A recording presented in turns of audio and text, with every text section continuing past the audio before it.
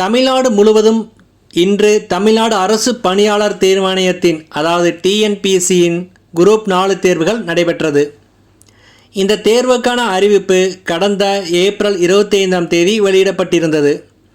Group 4 தேர்வு தமிழ்நாட்டில் 4922 மையங்களிலும் சென்னையில் 311 மையங்களிலும் நடைபெற்றது.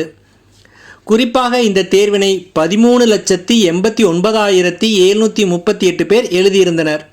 தமிழ்நாடு அரசின் பல்வேறு துறைகளில் காலியாக உள்ள இளநிலை உதவியாளர், தட்டச்சர், சுருக்கெழுத்து தட்டச்சர், நேர்முக உதவியாளர், கிராம நிர்வாக அலுவலர் உள்ளிட்ட 3935 பணியிடங்களை நிரப்புவதற்காக இந்த தேர்வு நடத்தப்பட்டது. இதற்கான தேர்வு முடிவுகள் அடுத்த 3 மாதங்களில் வெளியிடப்படும்.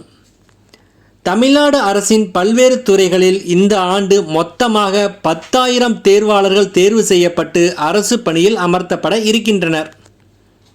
இந்த ஆண்டு மட்டும் மொத்தம் 7 தேர்வுகள் அறிவிக்கப்பட்டுள்ளது.